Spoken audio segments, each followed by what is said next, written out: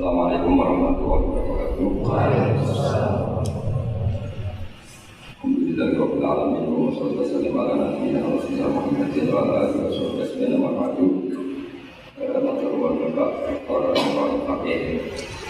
Ini yang bawa kitab saya mau mengkaji halaman 415 tentang an-naw utamin wasitun di Jadal Quran. Ini tentang tradisi Quran berdebat untuk menamakan kebenaran. Jadi ada bab disebut fi Jadal Quran. Ketika Quran mengajari kita berdebat untuk mengungkapkan apa? Kebenaran. Kenapa perlu debat? Karena manusia itu bisa berpikir sesuai logikanya dan mau mengalahkan logikanya itu kalau ada pembanding. Nah tentu pembanding tertinggi tentu yang keluar dari Allah dan Rasul. Dan itu di Quran dipaparkan sekian ilmu perdebatan. Misalnya contoh paling terkenal adalah Islam ngadepi ateisme. Ateisme itu berpikir bahwa alam raya ini dimulai dari kebetulan. Jadi kamu berpikir bahwa alam raya ini punya Tuhan, punya pengatur, punya pencipta. Pertanyaannya adalah jika alam raya ini dimulai dari ketiadaan, berarti pertanyaannya adalah al-adamu khalaqal mawjudan. Sesuatu yang tidak ada penyebab dari sesuatu yang ada. Ini kan logika yang sangat tidak masuk akal. Sebenarnya ngajak gendeng gitu. Jadi sehingga pertama kali Islam mengenalkan Allah itu siapa? Allah itu zat yang wajib wujud. Yang kita ngaji diajarkan Allah itu siapa? Zat yang wajib wujud. Karena cara berpikir Islam itu gampang. Jadi hadhil alam raya ini berstatus maujudat. Maujudat itu punya eksistensi. Tentu kalau al-maujudat logikanya khalaqaha maujudun, harus diciptakan atau disebabkan oleh hal yang maujud. Karena maujud ini maujud berstatus pencipta, maka harus digelari maujud yang super. Nah, super ini dalam bahasa Islam disebut wajibil wujud. Sehingga perdebatannya Islam itu, kalau ketemu orang ateisme, itu aturannya jelas. Am khuliqu min ghairi syai'in. Kalau kalian mengatakan alam raya ini dimulai dari ketiadaan, berarti sama juga kita mengatakan ada wujud, ada eksistensi yang disebabkan oleh ketiadaan. Berarti nanti kan jadi kacau, logika ini kan kacau. Makanya disebut fi Jadalil Quran. Maka saya kalau ngaji berkali-kali cerita dulu ada orang namanya itu Jubair bin Mut'im. Jadi ada namanya Muhammad bin Jubair bin Mut'im itu bapaknya dia itu min dahiyatil Arab, orang Arab paling cerdas. Saking cerdasnya dia sampai jadi delegasi ketika mau membebaskan tawanan perang di Badar. Jadi perang Badar intinya menang Nabi, yang kalah ditawan. Namanya Asra Badrin, tawanan-tawanan perang apa? Badar. Delegasi yang paling cerdas ini datang untuk negosiasi sama Rasulullah, datang ke Madinah. Dia masih kafir. Delalah Nabi pas baca surat Watturi wa kitabim mastur fi rakim mansur wal baitil ma'mur was saqfil marfu. Terus sampai pada titik itu pas sholat maghrib. Dia sholat maghrib itu Allah berargumen gini, enggak apa-apa saya ada Tuhan, kata Allah. Enggak apa-apa saya ada Tuhan, tapi buktikan kalau kalian itu Tuhan. Caranya gimana? Anda harus yakin kalau Andalah pencipta langit dan bumi. Am khalaqus samawati wal ardh. Kalau Anda bala yukinun, mereka pun dikatakan pencipta langit bumi itu enggak mau, karena memang nyatanya mereka enggak pencipta langit dan bumi. Kalau ada Tuhan selain saya, kata Allah, aruni madza khalaqu minal ardi am lahum syirkun fis samawat. Kalau ada Tuhan selain saya, tunjukkan reputasinya apa ketika aku bikin langit. Mesti melok bangun apa melok menek-menek noto gitu. Am lahum syirkun fis samawat. Kalau tidak bisa bikin langit semua, setidaknya ikut kontribusi. Syirkun itu memberi andil. Urun semen sito atau dua, pokoknya ikut turun. Ya kalau kalian tidak merasa sebagai pencipta, ya harus berpikir bahwa alam raya ini diciptakan tanpa sebab, tanpa pencipta. Am khuliqu min ghairi syai'in, tanpa sebab. Akhirnya si Jubair ini, si Muhammad bin Jubair bin Mut'im tadi, tapi bapaknya itu Jubair bin Mut'im, datang ke Rasulullah, ya Rasulullah, ya Muhammad, ma tarakta li aklina syai'an. Akalku habis untuk menghadapi argumentasi itu. Makanya saya Islam saja. Sehingga di Islam itu ada tradisi Jadalul Quran, perdebatan Quran. Dan itu kalau debat cara wong Jawa itu sekak mati, ya, cara wong Jawa dalam sekak. Karena memang argumentasinya, konstruksinya jelas. Sehingga perdebatan Islam dan ateis, makanya di Sarah Bukhari, di Kitab Irsyadus Sari itu ada pertanyaan gini. Kenapa Quran memposisikan hanya berdebat dengan Yahudi dan Nasrani? Tidak pernah di situ berrivalitas dengan ateisme atau komunisme. Kata kitab itu mengatakan karena ateisme itu terlalu tidak masuk akal. Sehingga diabaikan, perkhilafannya diabaikan. Jadi kira-kira kalau kamu ketemu orang ateisme itu, siapa yang bangun masjid ini? Ya terbangun saja. Jadi dia tidak mau berpikir asal-usul. Misalnya tahu masjid ini membangun siapa? Ya pokoknya ada. Yang bangun siapa? Enggak ada. Langit bumi ini ada, ya ada. Yang bangun siapa? Ya enggak ada, pokoknya ada aja. Itu kan ngajak goblok bareng. Beda dengan orang Kristen, Trinitas. Ya kan lumayan, mungkin salah tapi kan lumayan. Tuhan berapa? 3. Ya lumayan, masih ada sebabnya. Masih menyebut sebab. Meskipun ada pertanyaan berikutnya, setelah 3 itu yang paling top siapa? Karena dijawab 1 Tuhan Allah atau siapa. Tapi yang jelas itu masih ada lumayannya karena menyebut satu faktor bahwa maujud harus disebabkan oleh maujud yang lain. Karena maujud pencipta itu pencipta, maka statusnya di mana-mana pencipta itu harus wujud lebih awal ketimbang yang diciptakan. Maka kita sifati Tuhan itu siapa? Al-awwal, zat yang pertama.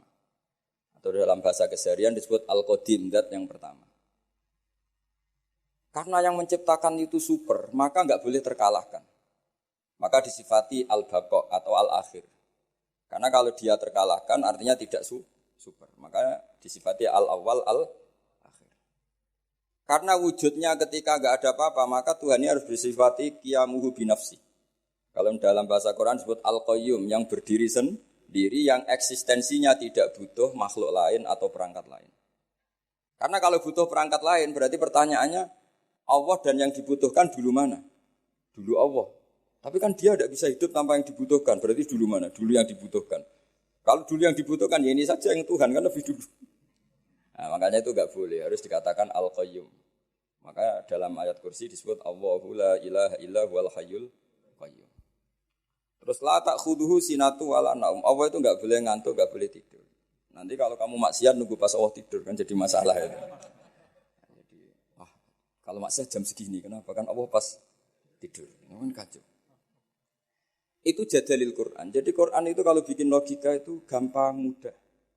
Sehingga untuk menentukan Allah sebagai Tuhan, itu Allah sering memalumatkan diri.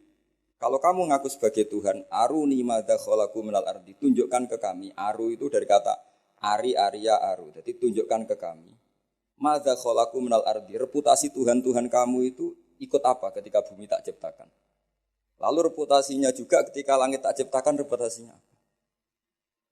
Maka Allah dalam surat Kahfi juga ngendikan ma asyadtuhum khalqas samawati wal ardi wala khalqa anfusihim. Bahkan saya tidak menemukan mereka, tidak menyaksikan mereka ikut terlibat menciptakan langit dan bumi. Bahkan mereka tidak menciptakan diri mereka sendiri.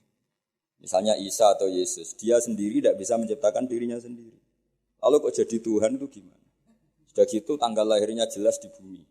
Berarti dulu mana? Bumi. Jadi kalau bumi dituhanin dulu saya, harusnya saya yang jadi Tuhan kan gitu kira-kira seperti itu. Jadi argumentasi Quran itu jelas. Makanya disebut ma asyadtuhum khalqas samawati wal ardi wala khalqa anfusihim. Lah itu oleh ulama dibabkan namanya babu jadalil Quran. Bab Quran melatih kita berargumentasi. Dan itu banyak di hadis-hadis. Nabi itu punya sifat selain sidik, amanat, tabligh itu punya sifat fatona, kecerdasan. Kecerdasan maknanya kecerdasan menjelaskan kebenaran. Dan itu Nabi kalau menjelaskan mudah sekali. Sangat-sangat mudah. Bukan sekedar mudah, sangat-sangat mudah.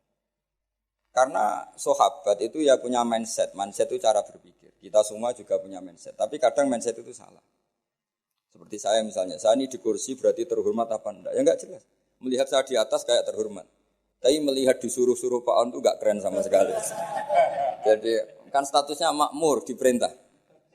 Terus saya dengan jenengan keren mana? Mungkin ada yang bilang keren Gus Pak, karena Gus Pak yang ngajar, kamu yang mendengarkan. Ya keren sampean. Sampean malas baca, saya yang baca, terus buruk. Terus sudah Gus, sampean yang menerangkan saja, kita tinggal dengarin. Kan kita bos, tompo mateng gitu. Kalau melihat itu ya keren sampean. Corong Jawa itu nyewakno itu. Jadi kalau orang-orang kaya ingin nonton bal tinggal beli Ronaldo suruh main terus dia melihat. Nak bener dipuji kalau enggak dikritik. Namanya bos. Kiai nasibnya gitu. Pas bener dipuji, pas salah dihujat ya loro kabeh dadi kiai itu sebetulnya. Orang luar dipek enak dhewe, napa dipek enak. Nabi itu kalau menerangkan, saya ulang lagi. Itu pas guyon ya rasional, pas serius ya rasional. Saya berikan contoh. Memang ini sesuatu yang saya tekuni. Saya punya kitab namanya Mizahun Nabi, guyonan-guyonan Nabi. Nabi itu kalau menerangkan kebenaran, sahabat ya punya mindset. Saya ulang lagi punya mindset. Misalnya Nabi pernah ngendikan, "Idzal taqal muslimani bisayfihima fal qatil wal maqtul finnar." Jika dua orang muslim bertarung sama-sama pedang bawa senjata, maka yang membunuh maupun yang dibunuh sama-sama masuk neraka. Masuk neraka loh ya, tidak ada jaminan abadi apa enggak, karena ini orang muslim, tapi setelahnya masuk neraka. Terus Nabi dibantah sama sahabat, "Ya Rasulullah, hada al-qatil, fama balul maqtul." Oke, kalau pembunuhnya masuk neraka kita terima, tapi kalau yang dibunuh, dosanya apa kok sampai harus masuk neraka? Nabi jawabannya itu simpel sekali. Innahu kana harison ala qatli sahibi. Dia itu nasibnya maktul, tapi komitmennya atau mentalnya qatil. Coba, ketika dia terbunuh itu kan faktual, faktanya terbunuh, tapi mentalnya pembunuh. Cuma nasibnya saja sial, terbunuh, tapi mentalnya pembunuh. Karena dia ketika duel ya sama-sama ingin. Nah karena mentalnya pembunuh, maka dia tetap masuk neraka. Makanya saya berkali-kali bilang, kalau ada orang rebutan istri, zaman pacaran rebutan kalah, tidak usah disakeni. Mentalnya juga perebut. Cuma kalah saja. Itu Rasulullah segampang itu menerangkan. Sahabat akhirnya nerima, oh iya ya ternyata yang maktul, yang terbunuh, mentalnya juga pembunuh atau qatil. Menerima sahabat. Nah beda dengan, makanya terus secara fikih diterangkan, kalau maktulnya tidak bermental pembunuh, ya beda kan, berarti tidak saling ingin membunuh. Jelas ya, makanya sahabat dijelaskan oleh Nabi, innahu kana harison ala qatli sahibi. Dia sebetulnya sangat berkeinginan, harison itu berkeinginan sangat membunuh saudaranya. Nah karena keinginan itu berarti berstatus qatil. Cuma nasibnya maktul. Berarti maktul itu status nasib. Tapi status dia tetap qatil, pembunuh. Nah karena statusnya pembunuh, maka dia tetap masuk. Saya beri contoh akurasinya Nabi dalam ngendikan. Meskipun pas guyon. Makanya Nabi ngendikan, saya ini Nabi. Pas emosi yang ngendikan benar, pas santai yang ngendikan benar, bahkan pas guyon pun ngendikan benar. Kalau kita kan enggak, kalau emosi kan tidak terkontrol. Kalau Nabi itu enggak, ketika emosi pun masih terkontrol. Termasuk pas guyon. Masyhur itu di beberapa kitab hadis. Ada seorang sepuh main ke Nabi, kalau sekarang kira-kira jam 4 gitu, atau jam 5. Terus beliau ketika konsultasi hukum sama Nabi tergesa-gesa pulang.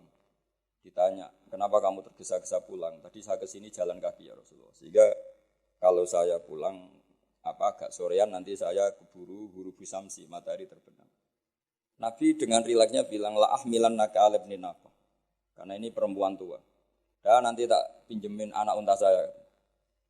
Terus si orang tua tadi protes, apa yang bisa saya perbuat dengan anaknya unta? Nabi ya senyum saja. Terus ngaji lagi. Nabi ngaji lagi sampai dekati huru bisamsi. Terus nyuruh sahabat, ini untaku pinjamkan dia. Dipinjemin unta tua. Ya unta betul, unta tua, yang layak ditanggung. Ya Rasulullah katanya anaknya unta, ini kok untanya tua? Ya meskipun tua anaknya unta ini. Jadi Nabi guyonnya itu kan. Jadi ya unta meskipun tua namanya apa? Ya anaknya unta kan. Andai kan Nabi kayak kamu mungkin diterusin, orang masih tua ya anak unta orang anakmu gitu. Tapi Nabi tentu tidak akan ngendikan buruk gitu. Jadi Nabi guyon aja masih. Itu kan mengundang orang tawa tapi ya enggak bohong. Coba unta itu anaknya siapa? Meskipun tua.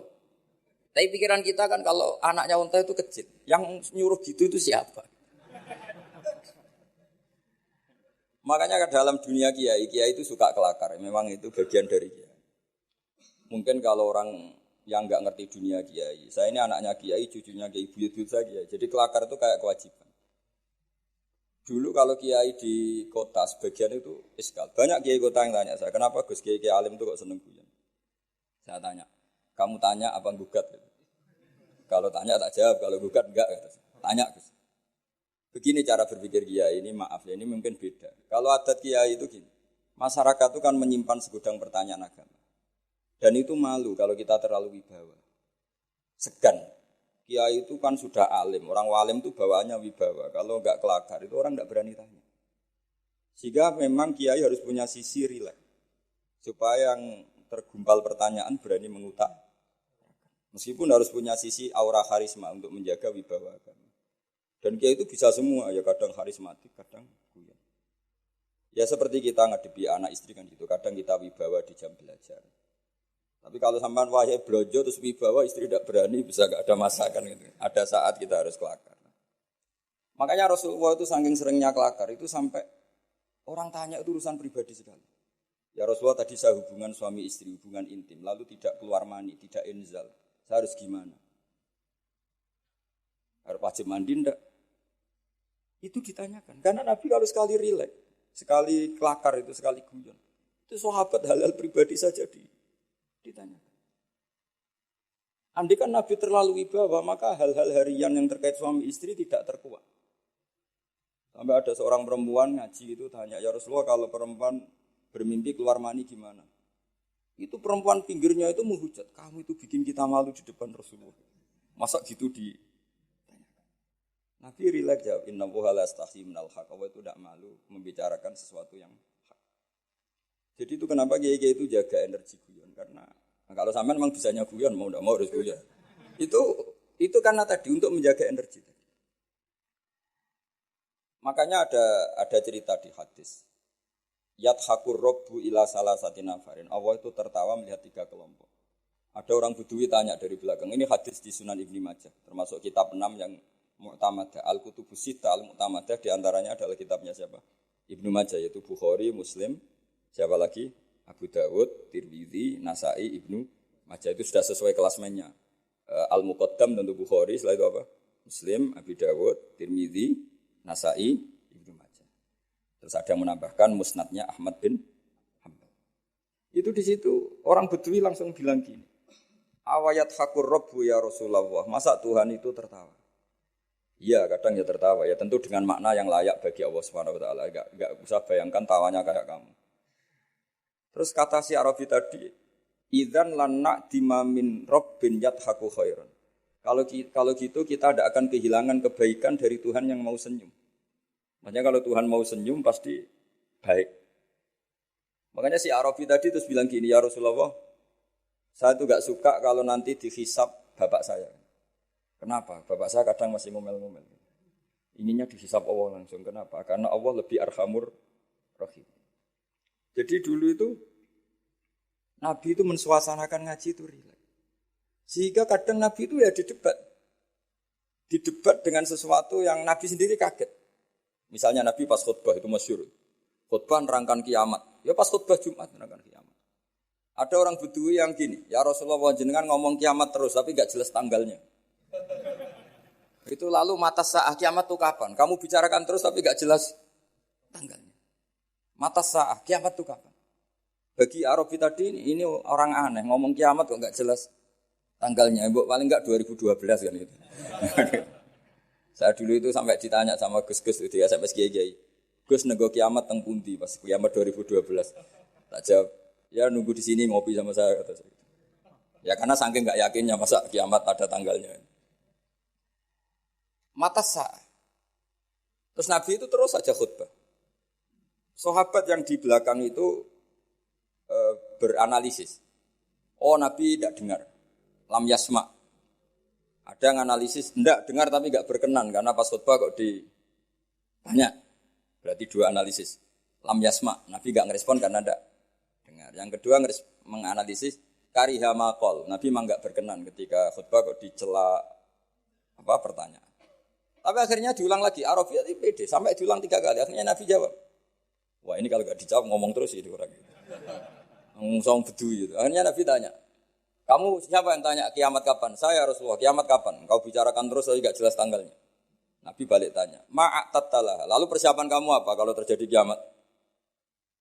Gantian Nabi tanya.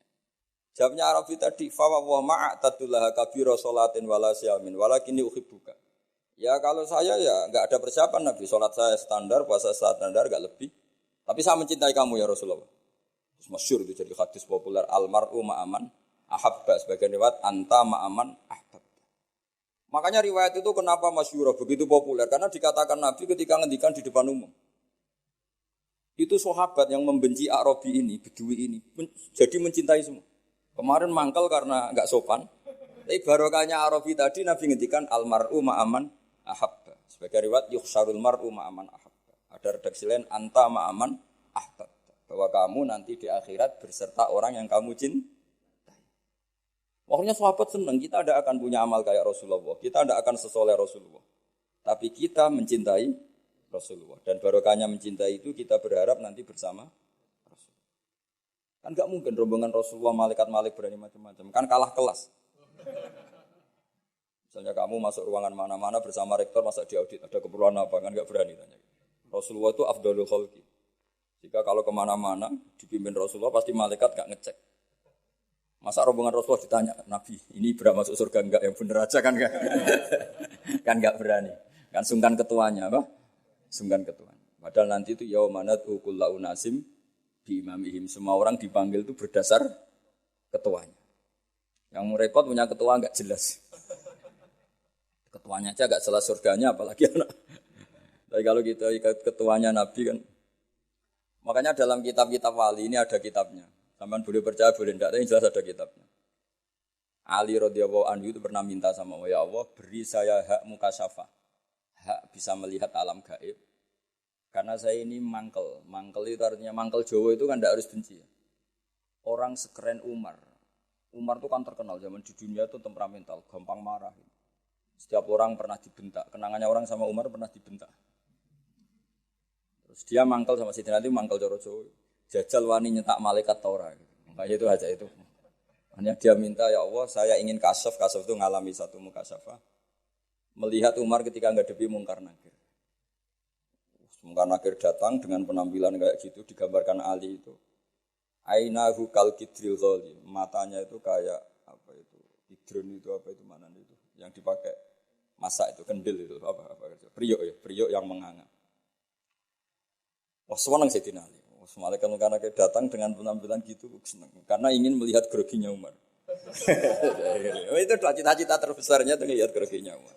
Kayak kita mangkel sama menteri itu terus kepingin lihat ditangkap KPK kayak apa gitu. Kalau pas mangkel ya. Mangkel kalau pas mangkel mesti nunggu jatuhnya kan. Mungkin ya gitu lah. Kalau kamu mangkel saya kan nunggu jatuhnya tapi itu dolim itu orang nggak nunggu jatuhnya. Akhirnya Sayyidina Umar tuh sali seneng, wah ini mesti Umar takut. Ternyata enggak. Umar berdiri. Dua malaikat tuh dibentak. Hai malaikat, kamu tahu ngadepin siapa? Enak saja. Lemangnya kamu siapa? Saya temannya kekasih bosmu, kekasih Sayyidukum. Saya ini temannya kekasih bosmu, maksudnya Allah. Maksudnya temannya Nabi Muhammad. Nabi Muhammad kan kekasihnya Allah. Bu yang sopan, ngadepi temannya kekasihnya Allah. Malaikat ini komunikasi sama Allah disuruh. Ya memangnya kamu harus sopan, jangan seperti itu. Artinya Sayyidina Ali terus bilang, ternyata Umar itu galak sampai mati. Galak sampai mati. Sama enggak usah protes, apa alam seperti itu mungkin? Ya jawabannya mungkin. Kalau Allah menghendaki itu mungkin karena Allah pernah mensifati dirinya itu alimul ghaibi fala yuzhiru ala ghaibihi ahadan illa manir todo mir rasulin fa innahu yasluku min baini yadayhi wa min khalfihi rasul. Jadi Allah itu zat yang ngerti alam gaib. Alam gaib ini enggak akan dimengertikan Allah kepada siapapun kecuali orang-orang yang dipilih. Makanya Allah itu punya sekian sifat misteri. Ada alam gaib yang tahu hanya Allah. Tapi ada sesuatu entah berapa jumlahnya dibocorkan kepada kekasih. Sehingga di Masjid Konstantinopel, di masjid apa Arya Sofia yang jadi Konstantinopel apa? Yang di Turki itu Konstantinopel. Ya. Itu ada hadis lataf tahunal Konstantinia. Hadis itu diriwayatkan Imam Bukhari tahun 200 Hijriah. Menjadi kenyataan itu 1000 tahun setelah hadis itu dikeluarkan. Itu kan unik. Jadi Nabi itu kalau ngendikan zaman akhir itu detek. Uridot aliyah ummati, umatku dipertontonkan ke saya. Jadi sebelum Nabi meninggal, itu semua umatnya perilakunya dipertontonkan ila yaumil. Mungkin Nabi yang menangi dosen, menangi gaya kayak UI ngaji gini. Mungkin Nabi ya, ngaji kok gitu aneh. Tapi ya mungkin dibenarkan. Jadi sehingga Nabi kalau ngendikan zaman akhir itu ya detek. Termasuk nyuwun sewu Nabi pernah ngendikan ya'ti 'alan nas zamanun katsirun khutoba'uhu qalilun ulama'uhu, nanti di zaman akhir yang pengkhutbah banyak tapi ulamanya sedikit, yang ngomong agama pinter banyak tapi sebenarnya enggak bisa ngaji. Buat rame-rame tok. Tapi itu ngendikan sedetail. Termasuk yang paling ngeri adalah ngendikan begini. Ya ini yang ngendikan dianalisis oleh ulama besar namanya Ibnu Khaldun. Ibnu Khaldun itu ulama besar yang bisa menganalisis Dewi Nabi. Disebut Muqaddimahnya Ibnu Khaldun. Itu sekitar tahun 800 Hijriah. Itu ngendikan gini diantaranya. Suatu saat kebaikan itu profesi. Sina'ah itu profesi. Dulu kalau orang rumah anak yatim yang rumah saja. Kalau ngajarin santri ngajarin saja. Kalau jaga keamanan negara jaga saja. Semuanya hisbah itu ikhlas. Sekarang kebenaran itu profesi. Jadi suatu saat kebenaran atau kebaikan itu profesi. Kadang ada orang wataknya itu kurang baik. Tapi dia senyum terus. Memang tugasnya harus senyum. Dia pramugari mau tidak mau. Meskipun di rumah tukang merengut, kalau pas tugas ya senyum. Coba kalau Anda punya istri pegawai bank. Itu senyumnya sudah habis. Karena di tempat kerjanya senyum terus. Suaminya tinggal dapat dampratan. Karena itu jadi suatu saat kebaikan itu profesi. Artinya profesi itu senyum tentu ibadah kan. Kata Nabi kalau kamu tidak bisa sedekah, paling tidak sedekah walau bitol koti wajin, meskipun dengan wajah yang itu yang meraktekkan siapa? Kiai apa pegawai bank sama pramugari. Kadang Pak On tuh berdudut, melihat UI gak seneng ngaji, Pak On mesti berdudut. Mau yang pegawai bank aja gampang senyum, ahli ibadah kok ini diketuk. Jadi tegas juga kadang profesi. Makanya saya pernah ditanya satpam. Saya sering punya santri reserse, tanya gini ke saya. Gus, suudan itu haram enggak? Ya haram. Saya ini reserse, profesi saya harus suudan. Nanti kalau ada orang pegang-pegang motor ngunci gak kena-kena, ada apa itu kok? jadi zaman akhir itu suudan saja profesi. Coba kalau Anda jadi reserse atau satpam, terus ada orang ngunci motornya kesulitan. Kalau kamu gak satpam, mesti pikiran pertama itu mungkin kuncinya gak pas ya, apa agak error ya. Tapi kalau pikiran security, ada apa ya? Artinya suudan saja suatu saat itu ya profesi. Guru ya profesi. Kalau di kelas ngajar itu, wah Masya Allah, kan ada gajinya. Setelah di rumah gak mental guru, orang bodoh dibiarin. Kan lu kenapa kamu gak ngajari tetangga? Kan gak jam ngajar. Jadi ini, nah sekarang itu entah, ini bukan nyindir, sekarang itu kayaknya sudah. Jadi sekian kebaikan itu, maka ada guyonan. Ini kisah nyata Pak On. Ada imam masjid besar datang ke Surabaya, ketemu kiai Indonesia. Ini kisah nyata, bukan anekdot. Singkat cerita si imam masjid ini bangga, negara saya itu muadzin saja naik BMW. Memang betul, saya pernah ke negara itu. Muadzin saja naik BMW. Itu yang ngimamin sholat, itu digaji 1 bulan 30 juta. Hitung saja, sholat 1 hari berarti 5 kali ya. Berarti per 30 berarti 1 juta ya. 1 juta berarti 1 juta dibagi 5. Berapa? 200. Jadi dia bangga. Kalau di sini gak ada gajinya. Kadang kok imamnya aja gak naik. Kok imamnya aja gak naik BMW apalagi muadzinnya. Oh buang gak nyepol dengan negaranya. Terakhir dia ada bangga digojol gini sama ke Indonesia. Pak, Madikman sama sholat terus takut potong gaji ya. Makanya kamu sholat terus menerus karena takut potong gaji. Akhirnya terus dia, oh kurang ajar orang Indonesia. Ternyata tidak keren, imam digaji itu tidak keren. Coba kalau misalnya UII, rektor resmi gaji yang jadi imam. Terus istiqomah jadi imam terus. Mesti orang kan, wah ini takut potongan gaji ini. Jadi artinya gini ya, gejolokan Rasulullah itu nyata. Suatu saat kebaikan itu profesi. Coba muadzin di negara sebelah itu digaji enggak? Digaji. Imamnya juga digaji, bahkan muftinya juga. Makanya Indonesia itu harus bersyukur. Banyak ulama yang ikhlas-ikhlas. Di kampung itu orang mau ngaji jam kapan saja. Saya itu ngaji di rumah saya, itu mulai subuh sampai isya. Itu yang ngaji siapa saja. Mulai orang bingung, setengah bingung. Mulai profesor sampai tukang, semua ada aja. Ya ngaji saja, gak kepikiran hormat saya juga gak kepikiran dihormati mereka. Karena kita ingin kebaikan adalah hisbah lillahi ta'ala. Allah ngajarkan kita, ngajar ya ngajar aja. Tapi Nabi itu pernah ngendikan yang dianalisis oleh Ibnu Khaldun. Suatu saat kebaikan itu sina'ah profesi. Nah, kenapa beliau ngendikan itu? Karena begini ceritanya. Hajjat itu orang nakal, Hajjat bin Yusuf. Orang nakal, masyhur itu. Hajjat itu termasuk tragedi dalam sejarah Islam itu pernah ada makhluk bernama siapa? Hajjat. Hajjat itu musuh besarnya Abdul bin Zubair. Abdul bin Zubair itu gubernur Mekah. Dia agak ngakui pemerintahnya Yazid bin Muawiyah. Dia memproklamirkan diri sebagai Amirul Mukminin. Tapi sama pasukannya Yazid yang dipimpin Hajjat bin Yusuf, meskipun Abdul bin Zubair itikaf di dekat Ka'bah tetap dihabisi. Padahal pantangannya orang Islam itu bikin prahara di dekat Ka'bah atau di tanah haram. Makanya jadi sudah jadi omongan lah. Kalau orang nakal raimu kok Hajjat, semoga bulat-bulatnya uang itu nih Hajjat. Tapi ketika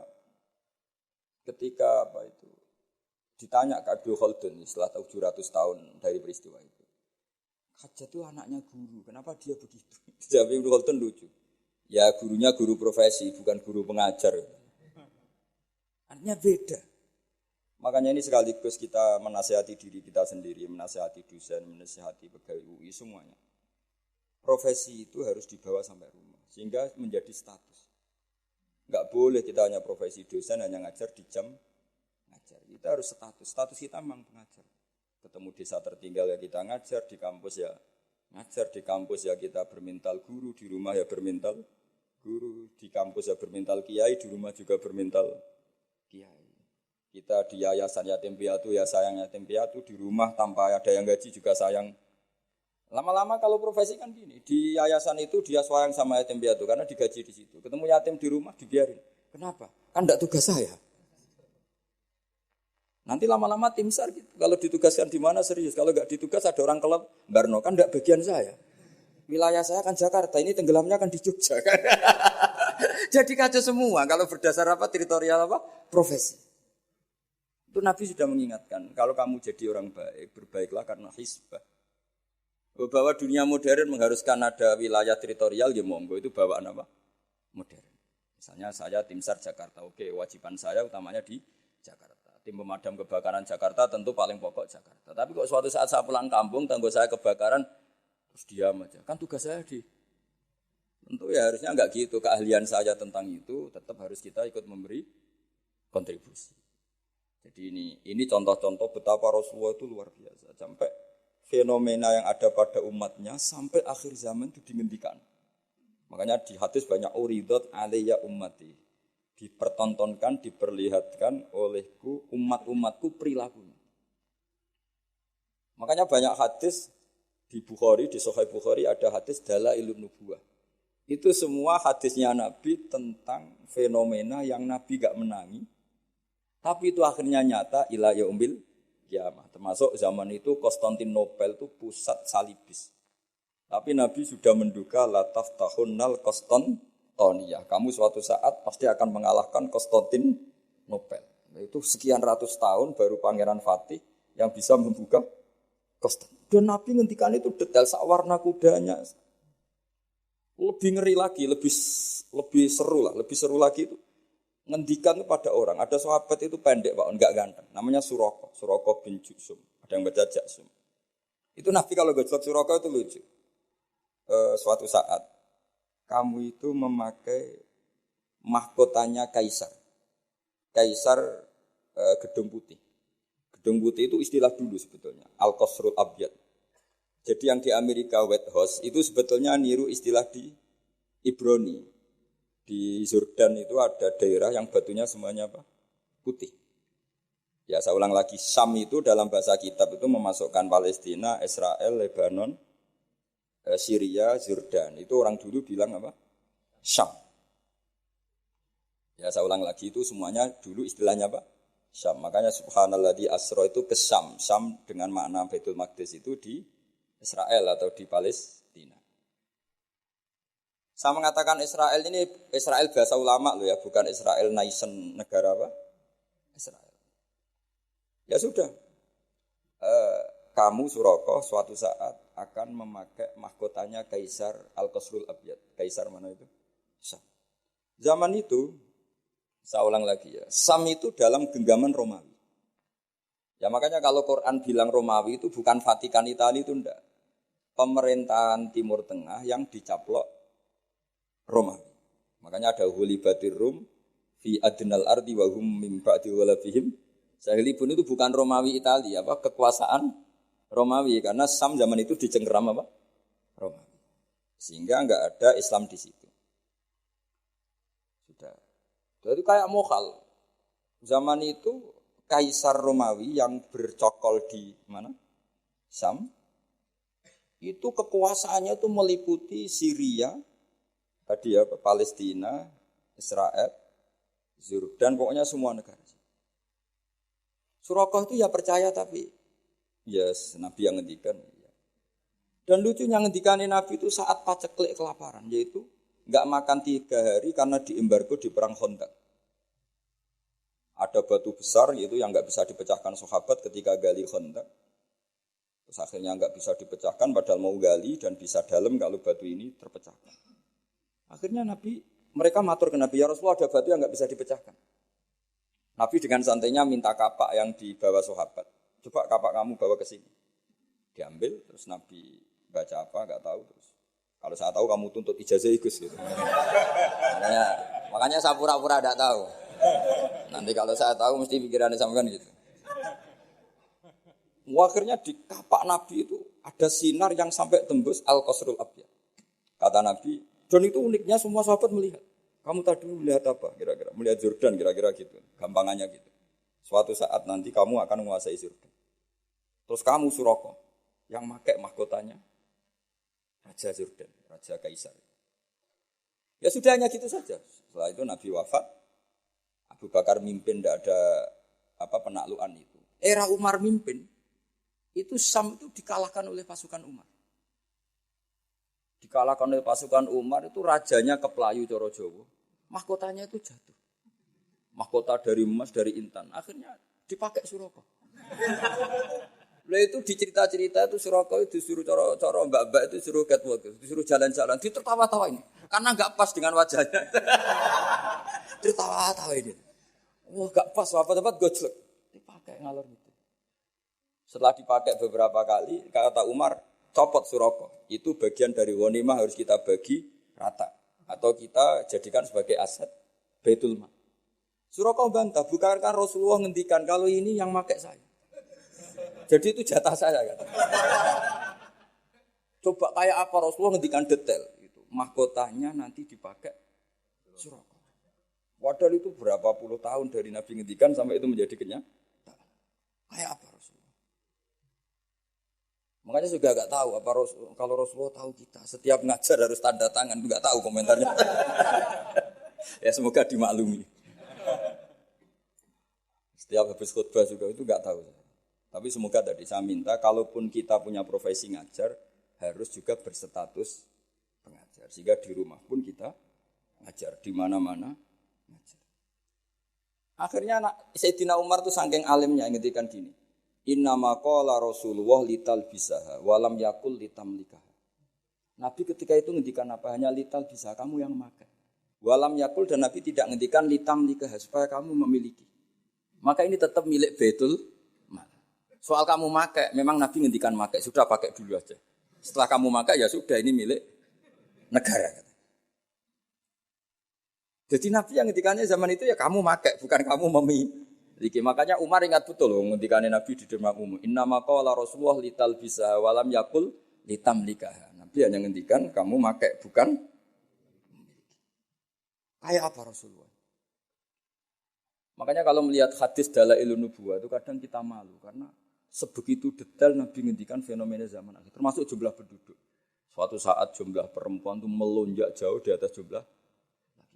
Saya itu beberapa kali ditamoni TKW dari Hong Kong. Itu kalau cerita itu ngeri betul. Memang lelaki itu minim di mana? Hong Kong. Kalau di Indonesia sudah kelihatan tapi lipatannya belum sampai 1:50. Itu yang menghentikan detail. Nabi menghentikan semuanya itu apa? Detail. Termasuk fenomena Islam di Timur Jauh, Timur Tengah. Kalau dalam bahasa Arab itu enggak ada Middle East ya, yang ada itu Asyirkul Awsat, Asyirkul Aqsa, Asyirkul Adna gitu. Makanya kalau dalam bahasa Arab itu ghulibatir rum fi adnal. Ya saya teruskan ya dalam jadalil Quran. Jadi di antara mukjizatnya Nabi adalah kemampuan berargumen. Kemampuan argumentasi ini penting supaya orang itu berlogika secara sehat. Misalnya gini, saya beri contoh tentang jadalil Quran ya tadi. Kalau kamu merasa Tuhan, kata Allah, enggak apa-apa. Tapi untuk menjadi Tuhan itu ada syaratnya. Misalnya nuhani langit bumi, ya harus menciptakan langit bumi. Masa nuhani langit bumi, kamu sendiri wujudnya dulu buminya. Berarti bumi ketika ada enggak punya Tuhan, wong Tuhannya datang terlambat. Jadi logika Quran itu gampang. Makanya tadi pagi saya ngaji cerita, ketika Fir'aun tanya Musa, wa ma rabbul alamin? Tuhan alam semesta itu siapa Musa? Musa jawab, Rabbus samawati wal ardi, yang menuhani langit dan itu Fir'aun masih bisa ngeles. Ngelesnya kata Fir'aun, ma alimtu lakum min ilahin wairi. Setahu saya kemana-mana yang dituhankan saya. Soal kemungkinan Tuhan Anda di langit, terus Fir'aun manggil Haman. Ya Haman ibn li sorhal ali abluhul asbab as-samawati fa'attali'a ila ilahi Musa. Haman, bikinkan saya piramida yang tinggi. Saya mau melihat Tuhannya. Akhirnya Musa bingung, ya, wong Arab repot. Akhirnya Musa ganti argumentasi. Yang nuhani nenek moyang kamu. Rabbukum wa rabbu abaikumul awal. Itu seketika para punggawa Fir'aun banyak yang iman. Karena mereka baru sadar. Loh iya, kalau Fir'aun Tuhan, berarti babanya tanpa Tuhan. Kan yang jadi Tuhan cucunya, berarti mbahnya tanpa Tuhan. Ini kan jadi logika yang aneh. Oh iya, sarap tenan Fir'aun. Akhirnya banyak yang iman. Nah banyak yang iman ini berdasar logika yang dibangun Nabi Musa. Itu kemampuan jadal, kemampuan berargumentasi. Akhirnya di beberapa cerita semua kebijakan Fir'aun itu dibocorkan ke Musa. Karena sebagian punggawanya sudah mukmin, termasuk ketika Fir'aun memutuskan Musa harus dibunuh. Orang-orang yang ikut rapat, yang ikut setuju Musa dibunuh itu orang-orang itu juga yang bocorkan. Makanya disebut waqala rajulun mu'minum min ali fir'auna yaktumu imana. Jadi ada orang-orang yang sudah iman tapi yaktumu apa? Imana, menyembunyikan iman. Nah, kenapa banyak orang mukmin? Karena tadi kekuatan logika. Nah, sekarang jadalil Quran itu problemnya agak dipelajari di kampus-kampus, di pondok-pondok jarang dipelajari. Karena mereka lebih suka berdebat untuk kepentingannya sendiri. Padahal berdebat itu menjadi orang sehat. Tapi bukan ingin menang-menangan, ya memang ingin nyari apa? Kebenaran. Saya punya sekian contoh debat yang dilakukan para nabi. Saya punya kitab namanya Khilyatul Auliya. Itu kitab indukan para wali. Jadi kalau kamu ingin jadi wali harus baca kitab itu. Itu 11 jilid. Satu jilidnya segini. Jadi itu untuk menjadi wali itu harus khatam itu berapa? 11 jilid, satu jilidnya. Belum jadi wali udah mati lagi-lagi. Kalau udah cari itu. Itu judulnya sudah Khilyatul Auliya wa Tabaqatul Asfiya. Jadi ini karangan tentang wali dan kelasmen orang-orang pilihan. Jadi orang pilihan ya ada kelasmennya. Ya sama di struktur wali ya ada ketua, ada sekretaris. Jadi tidak hanya di kampus ada rektor, ada wakil. Di struktur wali juga ada ketua, ada sekretaris, ada bendahara, macam-macam lah ada struktur. Di antaranya itu diriwayatkan oleh gurunya Imam Syafi'i namanya Sufyan bin Uyainah. Itu di antara gurunya Imam Syafi'i kan Imam Malik, Sufyan bin Uyainah, Sufyan As-Sauri, Muslim bin Khalid Az-Zanji itu beberapa gurunya Imam Syafi'i. Itu ada perdebatan antara dua nabi besar. Nabi Yahya itu kalau hidup itu suka kumpul orang-orang soleh. Karena hidup sama orang soleh itu nyaman. Kalau Nabi Isa enggak, beliau itu senang hidup di daerah orang-orang nakal. Dua nabi ini sezaman kemudian saling tanya. Kenapa kamu suka hidup sama orang-orang soleh? Jawabannya Nabi Yahya ya karena bersama orang soleh itu nyaman. Terus kata Nabi Yahya, kenapa kamu suka hidup sama orang-orang nakal di komunitas orang-orang nakal? Jawabannya Nabi Isa itu, ana tabibun udawil mardo. Di mana-mana Nabi itu bengkel atau dokter. Di mana-mana dokter itu ya kumpul orang apa? Sakit. Sehingga semenjak itu orang itu ada ulama yang nekuni di kampus-kampus, ada ulama yang dakwah di daerah-daerah nakal karena udawil mardo. Jadi mulai dulu dia ada perdebatan. Nabi Isa itu orangnya itu kalau ngaji itu ceria sekali. Orangnya itu gampangan cara Jawa. Digojok sama Nabi Yahya. Kamu kok sering senyum, sering tertawa.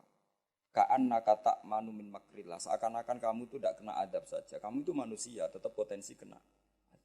Sing Nabi Yahya itu penampilannya itu kumuh, terus kusut, kelihatan susah, kelihatan enggak nyaman di dunia, saking takutnya sama Allah. Gantian digojok sampai Nabi Isa. Kamu itu kok sering masam, sering apa ya, pokoknya jangan cemberut. Ka'annaka taqnatu min rahmatillah. Koyok rahmati Allah terbatas. Akhirnya terus jadi satu manhaj. Jadi satu manhaj kalau kita terlalu senyum kayak arogan yang enggak takut azab. Tapi kalau terlalu susah seakan-akan enggak ada rahmatnya. Semenjak itu terus ada khauf, ada roja. Jadi sebelum ada metode khauf roja, itu jadi perilaku per satu-satu nabi. Nabi satu milih khauf terus, nabi satu milih roja terus. Karena hadil ummah ummatun barokah, karena umat ini umat yang berkah. Sehingga umat ini dibagai metode dua-duanya. Ada ulama yang jadi wali karena khauf, ada ulama yang jadi wali karena roja. Ada yang seperti sampean, roja ya gelem, khauf ya gelem. Ini agak kacau, ini kayak gaduh-gaduh ini manhaj roja ya. Artinya apa? Muamalah sama Allah itu tidak bisa kamu duga. Allah itu zat yang pikiran kita itu tidak bisa menembusnya. Saya punya satu kitab yang ada riwayat begini, ada orang ahli neraka 2 dipanggil sama Allah ke surga. Itu mesti di luar dugaan sampean. Dipanggil sama Allah di surga. Dipanggil enak di neraka. Wah, Gusti gak enak sama sekali. Ini betul, ini ada kitabnya. Wah, gak enak sama sekali, Gusti. Terus sama Allah, ya sudah, Kak, kamu kembali ke neraka. Sudah dipanggil di surga. Orang tuh lari sekencang-kencangnya menuju neraka. Mesti di luar dugaan kamu. Kalau disuruh kembali ke neraka itu semangatnya Masya Allah, lari. Menuju neraka, nyemplung lagi. Terus sama Allah dipanggil. Setelah deketin neraka dipanggil, sini lagi. Kenapa kamu semangat ke neraka? Gusti, saya ini sudah kuwapok. Dulu kalau kamu perintah itu gak semangat. Disuruh sholat gak semangat, disuruh baik gak semangat. Kali ini jenengan perintah saya semangat. Karena saya sudah kapok, jenengan suruh bantah. Akhirnya Allah sakit, ya swarga. Makanya ini sekaligus ijazah. Jadi nanti kalau kamu disuruh masuk neraka harus apa? Semangat. Karena kita ketika di dunia sudah kalau disuruh apa-apa enggak semangat. Ya ini sekaligus ijazah nanti kalau kamu neraka langsung apa? Di luar dugaan kan. Justru karena semangat. Wah ini kapok ya.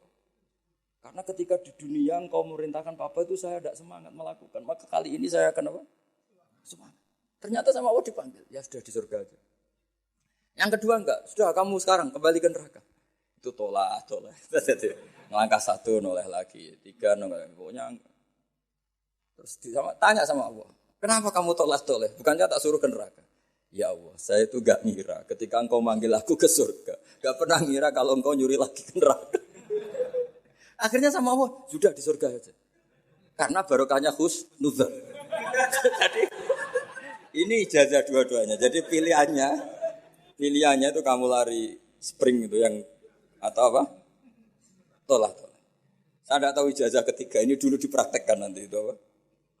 Jadi apa ya? Makanya agama itu riwayat. Makanya ada ulama mengatakan inna hadzal ilma dinun fanzuru amman ta'khuduna dinakum.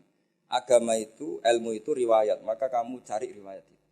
Karena kalau kita berlogika ya tadi, kamu akan berpikir maktul itu di surga, qatil itu di neraka, maktul karena terbunuh, mazlum di surga. Ternyata nubuah, pikiran kenabian tidak seperti itu. Saya beri contoh pikiran kenabian yang pasti menurut sampean enggak lazim, tapi ini benar ada di hadis, ada fil kutubis sittah dalam kitab. Nah, ini terakhir contoh saya tentang riwayat, tentang kecerdasan nubuah. Orang Ansor kita tahu kan jasanya pada Nabi kan banyak sekali. Sampai disebut Ansor, penolong Nabi.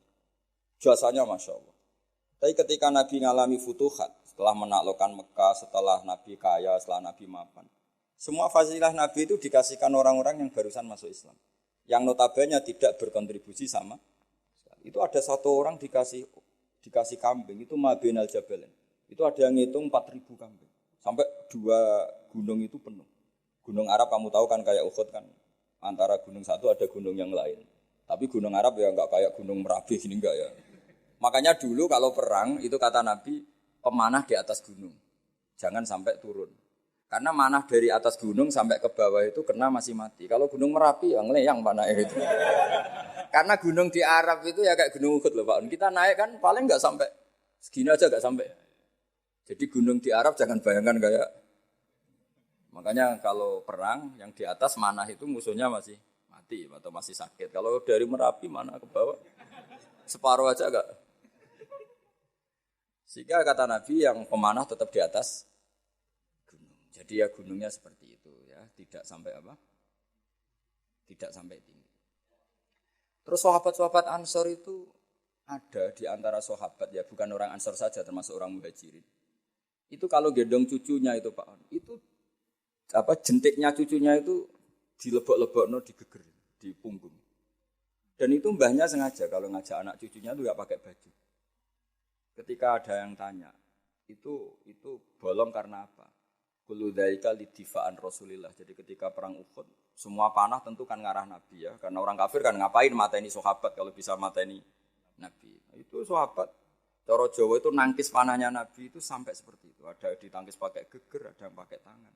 Sehingga sahabat ada yang salak kayak Abdul bin Zubair, Zubair bin Awam, ada yang sampai mereka supaya dikenang oleh anak cucunya kalau gendong itu enggak pakai baju supaya anak cucunya punya mental heroik kayak apa? Mbahnya. Kayak begitu. Tapi ketika Nabi Futuhat itu orang-orang ini enggak dikasih apa-apa sama Nabi. Tapi yang barusan Islam dikasih banyak. Nah, pikiran manusia tentu yang berkontribusi kan dapat jatah, apalagi partai politik kan mesti pikirannya seperti itu. Tapi Nabi unik, malah enggak sama sekali. Singkat cerita, Nabi pas itu bagi ghanimah itu di Jirona. Karena setelah Fathu Mekah, Nabi ngambil mikot itu dari apa? Jirona. Jadi Nabi di Mekah, posisi pas itu di Mekah. Terus orang-orang, wah ini gimana Nabi yang berkontribusi enggak dikasih, kok yang baru masuk Islam dikasih banyak.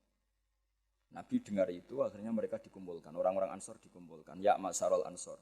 Bikin satu kubah yang hanya orang Ansor boleh masuk.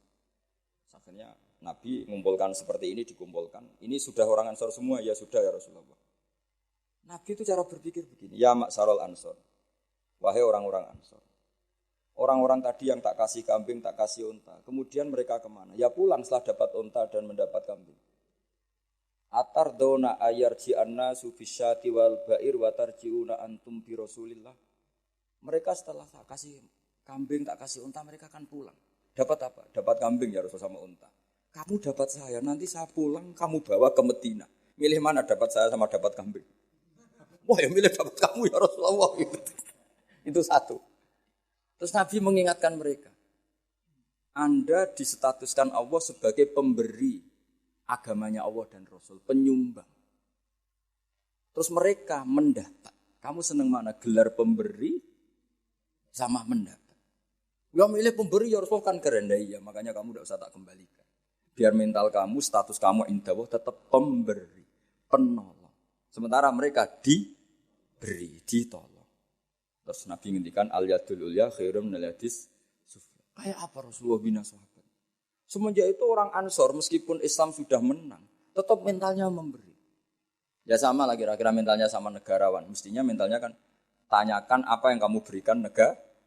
Jangan tanyakan kamu mendapat apa dari negara. Ya sama, kalau kita mencintai UII, mencintai Islam, tanyakan apa pemberian kamu, kontribusi kamu pada UII. Jangan amen protes apa UII memberikan kita. Maksudnya dilatih jadi wali, ini cerita saja. Jadi Nabi itu cara berpikir itu beda. Ketika kebanyakan orang berpikir apa kontribusi di masa lalu harus dihargai, justru Nabi enggak. Maksudnya enggak itu kamu ini sudah heroik itu top. Karena memberi kepada Nabi, memberi pada status ini tidak boleh batal sampai kamu ketemu Allah nanti di akhirat. Akhirnya orang-orang Ansor radina billahi robba wa bil islami dina, ya sudah ya. Semenjak itu orang Ansor enggak pernah berebut kekuasaan. Termasuk nominasi khulafaur rasyidin itu enggak pernah ada orang Ansor. Mereka enggak mau apa yang sudah diberikan Allah dan Rasul kemudian mendapat sesuatu yang dohirnya itu jabatan. Tapi sama Allah dibalas. Dzurriyyahnya orang Ansor banyak orang alim alam, termasuk Syekh Zakaria Al-Ansori. Itu orang Mesir sebetulnya, dia orang Sahara. Tapi beliau bangga dengan status Al-Ansori karena babahnya orang Ansor. Imam Qurtubi itu menamakan diri Anal Qurtubi wa Anal Ansori. Nah sekarang makanya ini harus dilatih. Logika nubuwah itu harus dilatih. Bahwa kita saat memberi itu lebih bangga ketimbang saat mendapat atau menerima. Misalnya kita ngurmat yatim, suatu saat anak yatim ini jadi dokter sukses atau pejabat sukses. Kita harus berdoa supaya anak yatim itu lupa ke kita. Sekali ingat, kamu dulu tak rumat loh, ingat. Yang dulu kita pernah berstatus ana wa kafirul yatim kahateni fil jannah karena kita ikhlas. Tapi setelah anak yatim itu jadi pejabat, status itu hilang karena kita akhirnya dapat imbalan. Kan eman berstatus ana wa kafilul yatim kahateni fil jannah, saya dan perumat anak yatim seperti ini di surga. Tapi setelah yatimnya besar jadi dokter, minta apa? Loh kalau kita tidak minta enggak masalah. Misalnya anak yatim itu punya etika kemudian memberi kita. Itu dalam syariat Islam kalau memberi itu enggak apa-apa kita terima. Tapi kalau minta-minta itu masalah besar dalam tradisi apa? Islam. Makanya saya mohon ngaji ini menjadi ngaji riwayat. Sehingga orang dalam berislam tidak sering pakai logikanya sendiri. Tapi berdasar apa? Riwayat. Karena tadi ada pepatahnya ulama. Ada dawe inna hadzal ilma dinun fanzuru amman ta'khuduna dinakum. Ilmu ini agama. Maka lihat kamu mengambil agama itu dari siapa. Kalau orang bacanya Bukhari, baca Muslim, baca apa.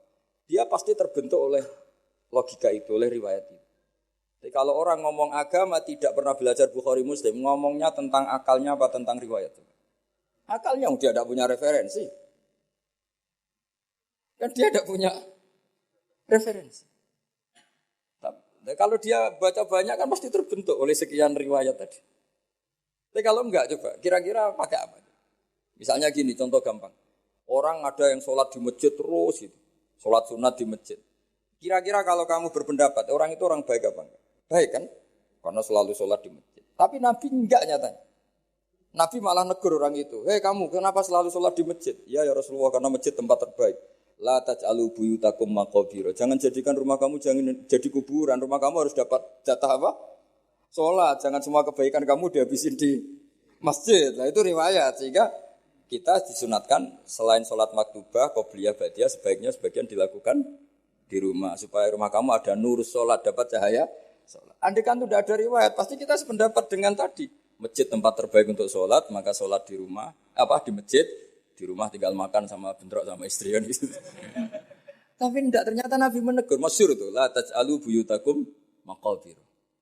Sebagian riwayat, ij'alu, sebagian sholat kamu jadikan di rumah, supaya rumah kamu dapat nurus sholat.